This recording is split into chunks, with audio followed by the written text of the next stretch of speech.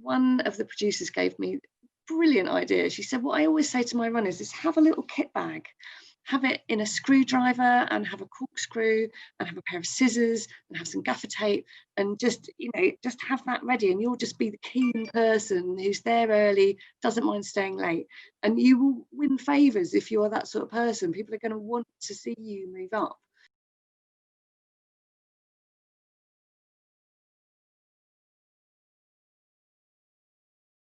Today's session, we're focusing on runners, researchers, and APs.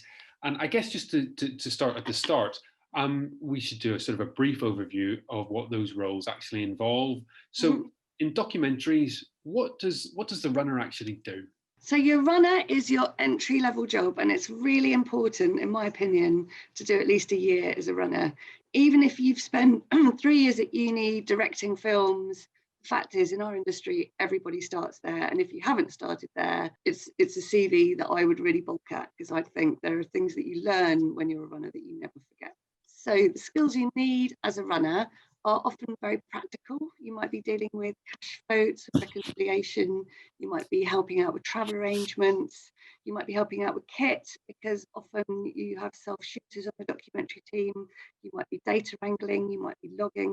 All of those things are really brilliant skills that will inform your career as you move up a level.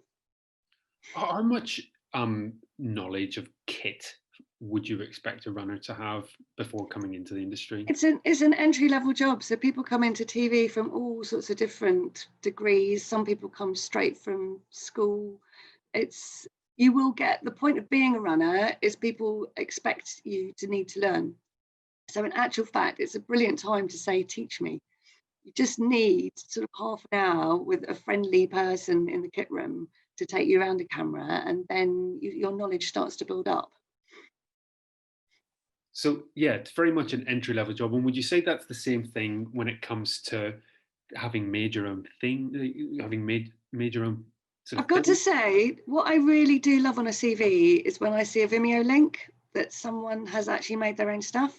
And you don't need a camera to do that. We can all shoot on our phones these days. You can download basic editing software onto a laptop. Just start practicing, because particularly in documentaries, we're generally makers. We are self-shooters. The more knowledge you have of the editing process, just by testing it out yourself, better. And just, yeah, it just shows such motivation. I love it when I see that people have made their own short films, particularly if they've had to do it off their own back. But also where I live in Bristol, for instance, the BFI run schemes. There's another scheme called Calling the Shots. There's all sorts of things locally that you can get involved in, but it just really does show motivation and ambition and just wanting to tell stories.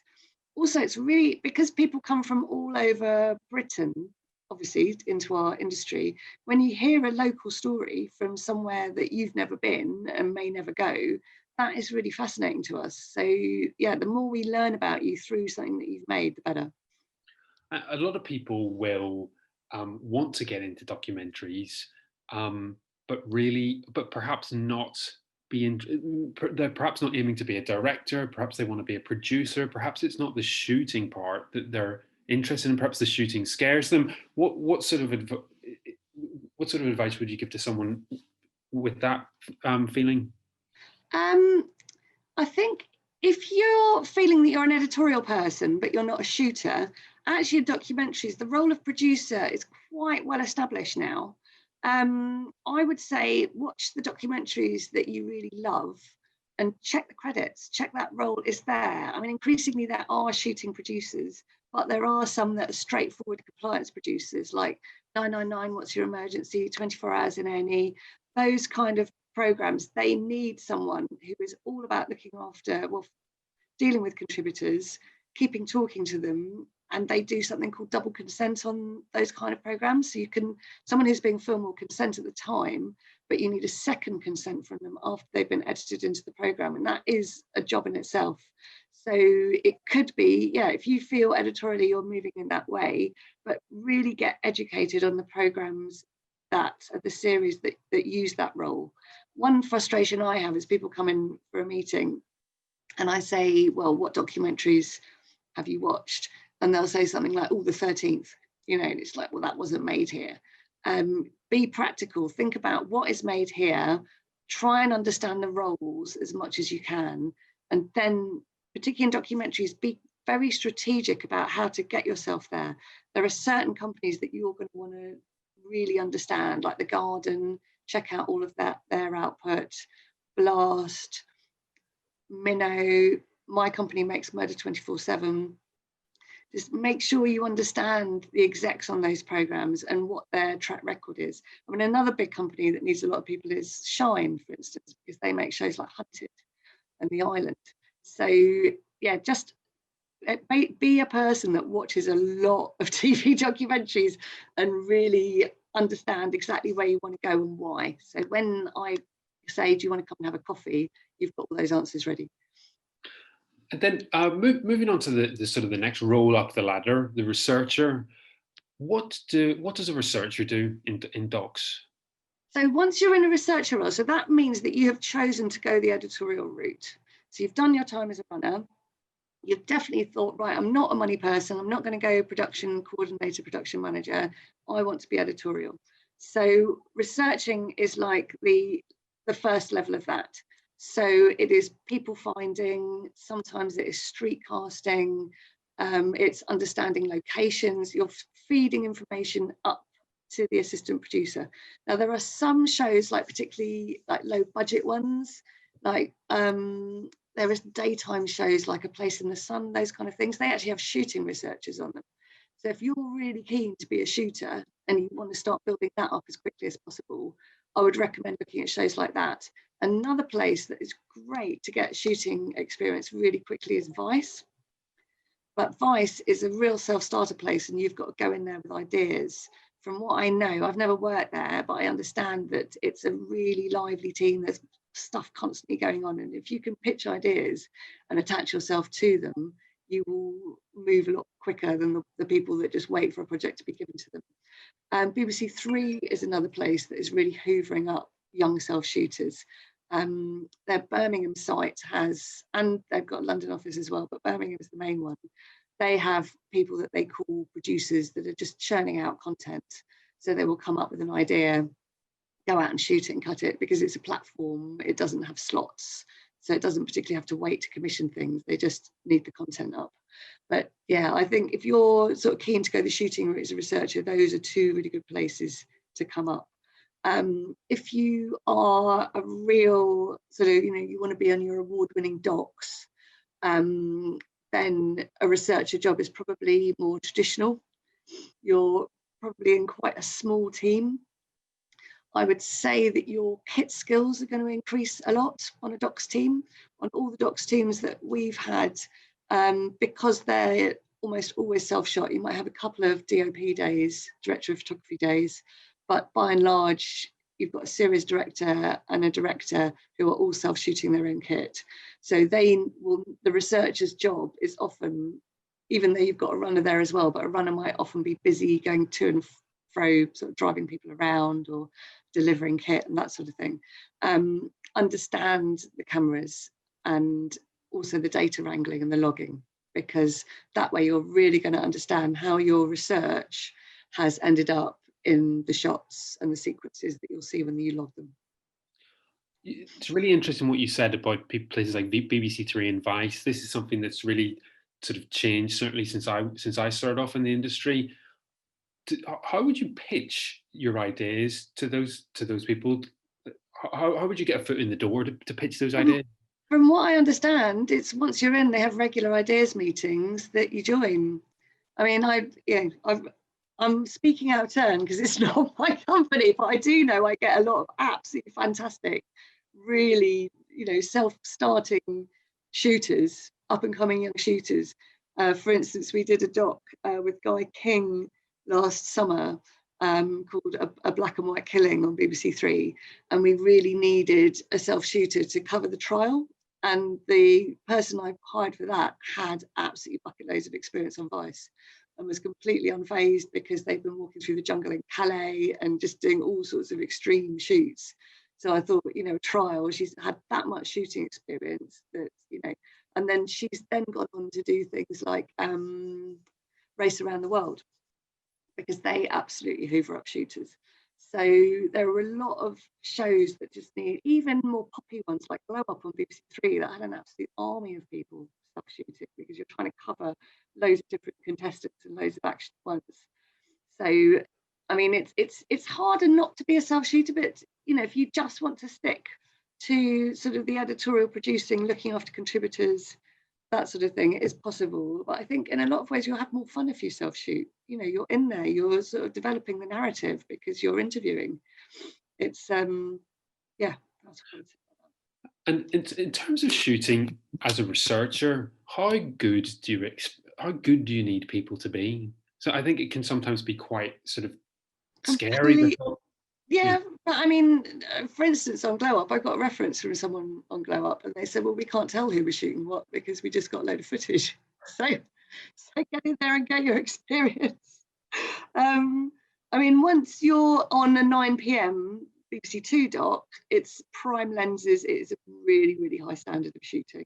You know, they're borderline DOPs, the people that work on those. But when you're around them at researcher and AP level, you will learn. You know, just ask questions. Don't get in the way. But you know, if you've got downtime back in the crew house, just say to them, how did you plan out that sequence today? Start to learn. And the other thing is, really try with your editing practice. It will take a long time to get into an edit, but once you see an edit in play, you will realise this is why you need to spend a whole day doing GVs and cutaways. You know, no one ever comes back from a shoot not kicking themselves thinking, why didn't I cover that?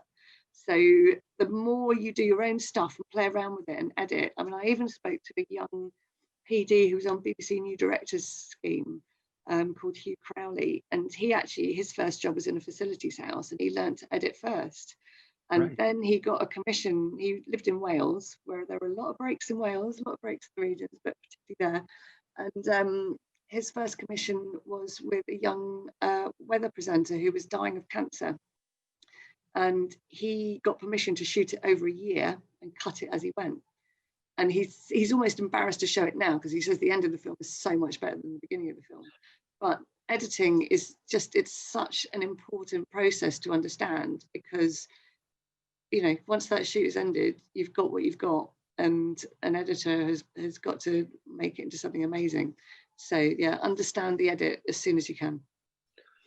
And then the AP role on docs, to move on to that, in what way does that differ from the researcher role? So once you're at AP level, we expect you to know a lot more about compliance. So compliance is what it is and isn't. Well, what will Ofcom basically are all over us whenever we produce a programme. And if we don't have release forms and proper care and aftercare of our contributors, you can end up in an Ofcom tribunal, which nobody wants to end up in that. And also, why should people in our films end up in that anyway? So yeah, at AP level, you have a deep understanding of basically the duty of care rules around making documentaries. And in terms of making that jump, is there something like when you're looking at someone, you go, do you know what? I think they're ready to move up. What would you be looking for, or what would you be? How do you do that as a manager? I would say you often get your breaks with companies that already know you and they understand how you will fit into a team. It can be dangerous sometimes to flip into a new company thinking, oh, great, you know, they've said they'll make me an AP. Actually, are you going to be overexposed? Because, you know, it depends on what the difficulties are in producing that program are. I think, I mean, big shows like, I've already said 24 Hours, but because it's such a huge one, or Custody, you will see people sort of climb the ladder there because they absolutely understand the series, they've done it, so moving them up makes sense. People want to move up. Of course, we should be ambitious. We're an ambitious industry, but just, you know, consolidate. Don't just do a couple of researcher jobs and think, right, I'm ready, I need to move up. Being a researcher is a really valuable time. You're still learning the ropes. Documentaries are complex to produce.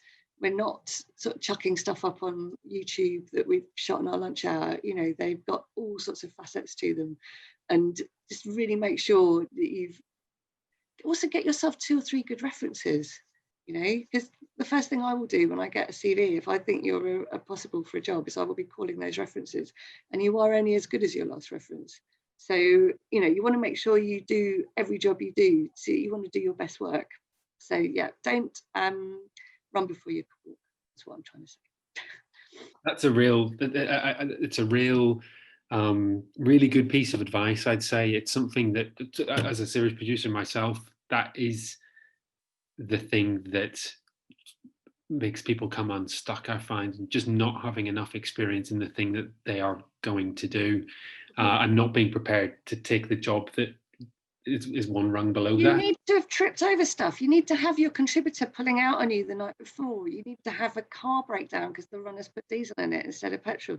You know, you need stuff to go wrong to give you the foresight, and there's no way you're going to get that foresight unless you've done a good, I'd say, year or two at least. Let's talk about CVs, because I know that that's obviously the way that that's the main way everyone sells themselves. And anyone who's joining us today is probably joining us because they want to find out how to get one of these jobs in docs. Mm-hmm. What do you? Let's start with the pitfalls. I guess that's the easiest thing. That's one of the easiest things to start with. What do you see on CVs that sort of set alarm bells ringing, or what are the pitfalls that people make on their CVs? Sometimes people don't put the job they want at the top. So please, if you want to be a runner, say you're a runner. Sometimes I will get, particularly if somebody's come straight out of a film and TV degree, they'll say director. I can't put you up against a Grierson doc award-winning director. You know, it's crazy. So another pitfall is people just send me circular emails saying, hello, I'm this, this, and this. Here's my CV. You know, look up the company. It won't take you very long. See what we make. Tell me why you like it, and mold your, you know, don't write me an essay, but write me a couple of lines as to why you really want to work at expectation, and also make sure your CV reflects that. Another thing is when their CVs just seem to move all over the place. I can't really work out what it is they want to do. You can edit your CV. If you're career changing, make that clear in the top line and say, I'm moving from this career, here's the experience I've got at the top. Then put the other things that you've done that have got transferable skills. Also, if you drive as a runner, put it up the top. That's the first thing I need to know. For all runners that don't drive, or people that want to be runners, ScreenSkills have a bursary program that you can apply to. And they have opened it up recently to include driving lesson applications, which is quite a new thing that's only been going for about the past year. But it will really make the difference if you can drive. Those are the jobs that come in. You know, are you free tomorrow? Do you have a driving license? You know, that will really move you up a peg. Regarding what you're saying about the CV being slightly all over the place, one of the best pieces of advice that I was given is that this industry is an industry of storytelling. So your CV must tell the story that you want it to tell. If it's all over the place and confused, it's like a badly cut TV program. But if it's make it tell the story that you want it to tell. Yeah. What things do you like to see on CVs? I said already, I love to see a Vimeo link. I'd love to see just things that show that you're going to take me into different worlds, really. Like if you've done really interesting volunteering, if you've done any short film that reflects, you know, stuff that I know that I can then go to the series producer or exec and go, okay, we're giving this person a break, but this is why I think you're going to be interested in meeting them, because this, you know, this and this is in their family background. It is, I mean, obviously we've all got to, you know, our HR law is we can't delve too deeply into your background. We can't say, oh, where did you grow up or where did you go to school? But if you give us that information and we can go, oh, look, they're from a really diverse, socioeconomically diverse background, that is really helpful to us. You know, we want to go and make a series like Jim Keogh made those 3 series called Skinned. You obviously don't want to be sending someone not from you want socioeconomically diverse people on that team. So all that stuff is good for us. We start to build up a picture, and we will help you as well. If there are gaps in your CV, tell us why. And if you've worked in Tesco's, or if is that the sort of thing you should leave out, or No, I need to know it. It's like, it just means you've had practical, real world experience. Docs are about shining a light on unknown worlds to the audience. And if you've grown up in a sort of bubble of not really experiencing the rest of the world, then you're going to find that very hard. Obviously, we're all meeting here on Zoom. We're all living during this pandemic. How has that changed obviously there are fewer jobs about, but even as things pick up, how do you think the pandemic will change what you're looking for, or how you look for? I suppose it's unfolding at the moment. I mean, a lot of our series are still filming because they've got all the protocols worked out. I mean, there is the new job of COVID protocol supervisor. I would suggest everyone does that course that ScreenSkills are offering for free, because they're definitely in demand at the moment.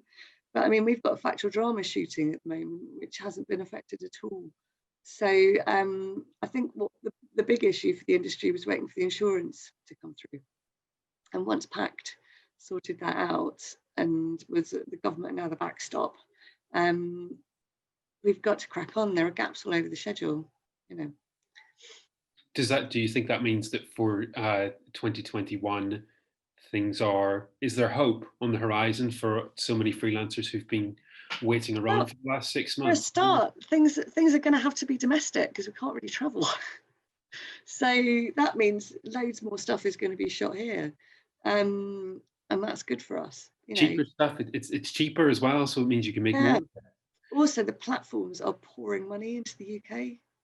There was in the broadcast this week, there's another studio being built in Dagenham. I mean, the platforms are rich, and I've heard, big companies like Raw have got all repeats of their Netflix series, and Apple were only just starting up, really. Disney Plus are doing massive commissions down here in Bristol. One thing I must big up is the regions. Right. So even before COVID, Channel 4 has said that a big chunk of its money has got to be spent outside the M25. They've opened up proper offices in Leeds and in Bristol. That is just going to carry on now. And also, because I live in Bristol, and because companies down here do wildlife as well, Netflix actually have their own office down here. It's going to boom in the regions. So if you're worrying, thinking, should I move to London? I would say it's never been a better time not to be in London. Yeah, absolutely. It's especially when there's sort of no need to even go to meetings in the centre of town anymore. You could be anywhere. We've got loads of questions coming in, absolutely loads, and I just wanted to open this up to the audience.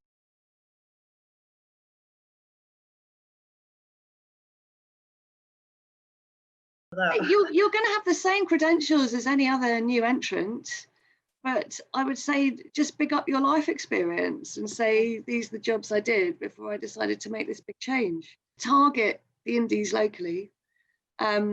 Make sure they know that you're around. I mean, if you are still sort of knocking on the door in about 6 months' time, there's a scheme that Edinburgh TV Festival run called the Network, which is a really excellent scheme. It has 60 places, and you get special days of lectures for 2 days at the festival. Then the festival office almost works like a job office. So that is a really good one.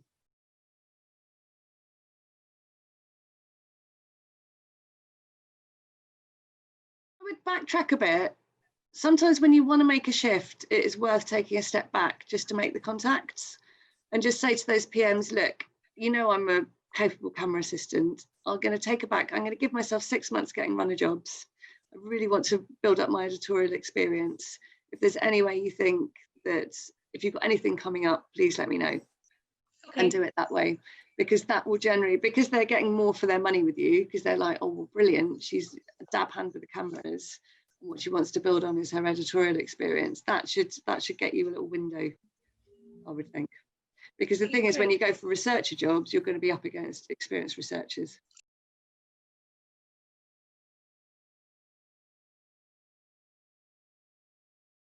Docs does tend to be quite purist. Once you've had sort of 3 solid years of experience, another scheme that Edinburgh TV Festival do is called Ones to Watch.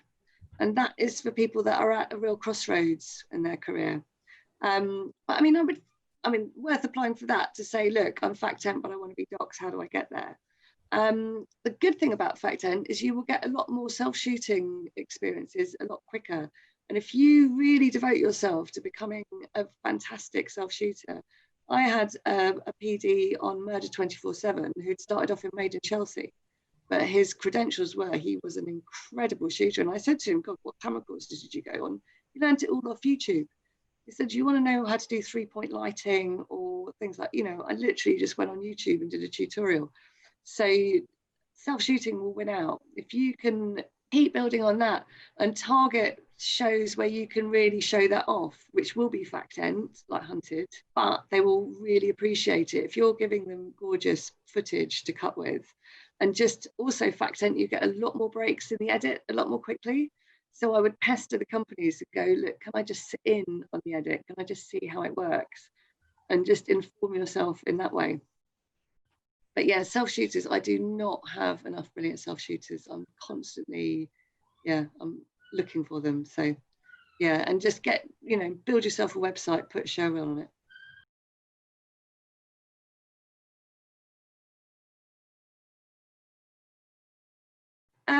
I think in this scenario, your PM, I mean, when you're starting off, your PM is your best friend, whatever. Never make an enemy of your PM. Always make sure that they're, you want them to be the first person. You want to be the first person they ring when they need someone.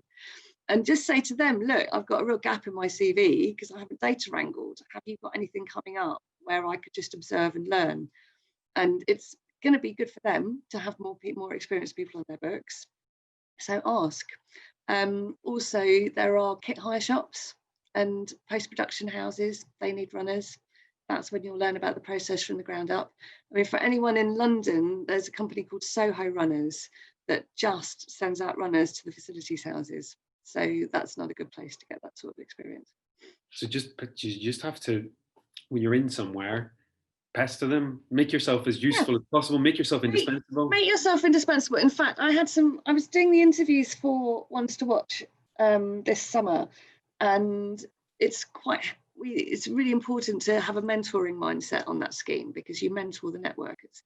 And one of the producers gave me a brilliant idea. She said, what I always say to my runners is have a little kit bag. Have it in a screwdriver and have a corkscrew and have a pair of scissors and have some gaffer tape and just have that ready, and you'll just be the keen person who's there early, doesn't mind staying late, and you will win favors if you are that sort of person. People are going to want to see you move up. So when I say pester people, don't drive them mad, but ask for opportunities. If you're delivering rushes to a facilities house, hang around a bit, go, oh, what could I learn here? Just have that mindset of what info can you pick up with every job. You're kind of reminding me about my early career as well, is that I sort of made myself indispensable by being the one who always knew how to use Microsoft Word. So when people were like, it could be as simple as that. I would always be, because I knew how to use it. So if you've got anything like that, just a way of making yourself indispensable. That's totally. Like learn how to operate, learn how spreadsheets work. I had a brilliant producer last summer, and she'd started off as a PC, and the minute she started, and it was absolute chaos, all these different contributors, because she inherited a show that was half research, she put them all in a spreadsheet, and I just saw the director's face going, oh, he's so calm when he saw everything organized. So those skills that might seem a bit beneath you, because actually you want to go and be editorial and direct amazing docs, those practical skills will pay you dividends. And they're often the skills, younger people coming into the industry often have skills like building a website that sort of people who are a bit it's so useful for me don't have, but they come naturally to you. So let that be known. I mean, another thing I think that can really develop you when you're looking to move up from sort of runner to researcher to AP is a stint in development. And when you're less experienced, what your little Trojan horse that will get you in there is if you can edit sizzles. So I hired someone when I was in house unscripted, who his holiday job had been working on Pets TV, putting together funny cat videos. But as a result, he was really, really quick putting sizzles together, because sizzles, for people that don't know, are little sort of tasters that go with the documents for new ideas. So they're almost like moving mood boards, and you would grab all sorts of things off YouTube and different platforms just to set the mood and tone. So if you've got some clever young researcher in the corner with a laptop knocking out your sizzles, everybody loves them. Then you get to hear the ideas teams, who they're pitching to. You start to understand the genres. It's such a valuable time to have a little development stint. So yeah, I would highly recommend knowing how to cut. And when again, to lead on from that, from my own experience, when I was starting off, they asked me if I knew how to cut. I said yes. Did you blag it? And then spent the rest of the night on YouTube trying to work out how to use iMovie, and then I knew how to cut. So exactly, yeah, the necessity is the mother of invention. Yeah. All this stuff is YouTube tutorials have got it all. Honestly, you can download basic iMovie, you can do a basic version of Adobe Premiere. Just understand how to set the rhythm of something and what sounds good comes to music, and you can do that in your bedroom. And it is that sort of it's that sort of mindset that will help you get into jobs, rather than necessarily having done the courses. Well, although the courses are great, having that sort of mindset of doing that. The courses are great, but seriously, look on YouTube. I mean, there are amazing DOPs doing tutorials on there.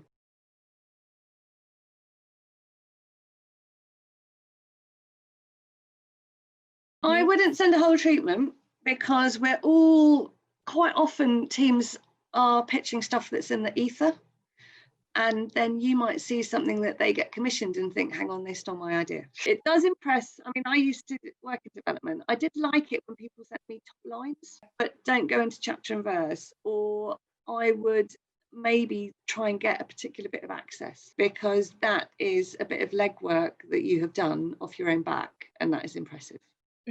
So I wouldn't necessarily go for a whole thought out idea, because also companies generally don't take unsolicited ideas. Yeah.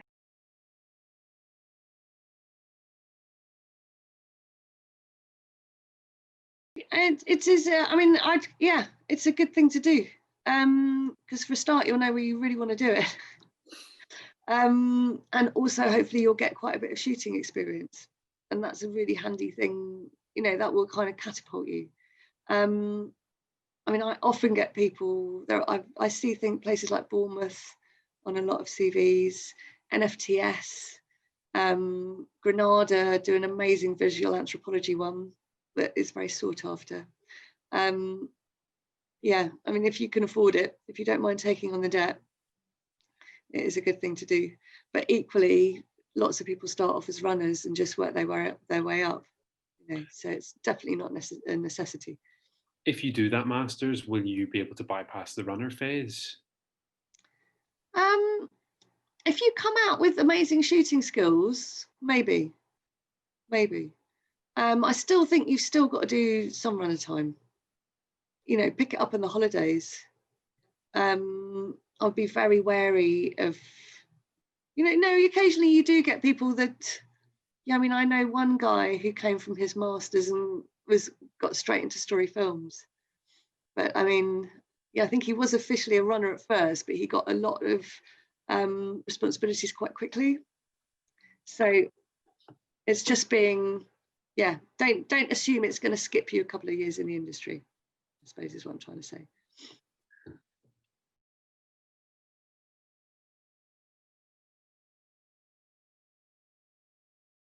A lot of the big gang shows that need loads and loads of people, like Hunted, I know are on hold till the new year, but they will be gearing up. Yeah, it's a bit of a case of hold your nerve, I'm afraid. I mean, that's the thing. COVID has really exposed us as being, you know, freelancing can be really precarious, but it could be a good time. I mean, the teams that have never stopped are development, and if you can self-shoot, I would really try and sell yourself to development teams as someone that can go out and shoot for them if they want to make taster tapes. And maybe upskill yourself with graphics, because have you seen development proposals? They're called decks now, and they're all photoshopped. and yeah, go directly to the team. So in that case, find out from a website who the head of development is and pitch yourself to them. Very few of the heads of development or the more senior development producers will have any idea about graphics. And as Adam was saying, totally rely on the more junior members of the team to be good at stuff like that. We need those super techie young millennials. Yeah, they sort us out.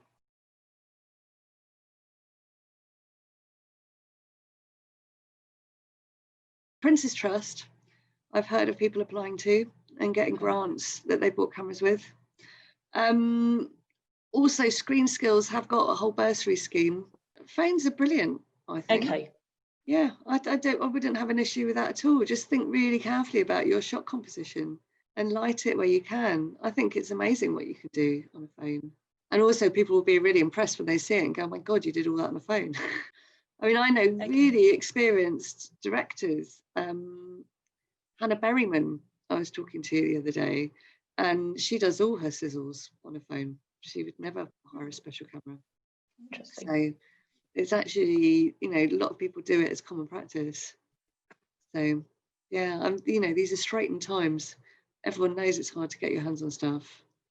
But yeah, I'd try the Prince's Trust. Okay. Try sort of Ask Women in Film and TV as well. They've got a list of grant places.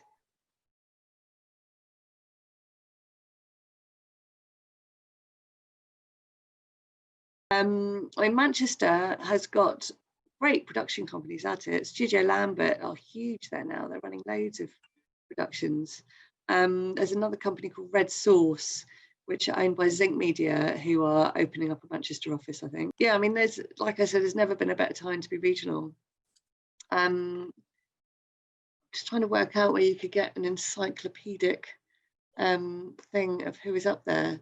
I mean, multi-story media would be a good place to start as well. More documentary companies, if docs is your thing, are actually Leeds.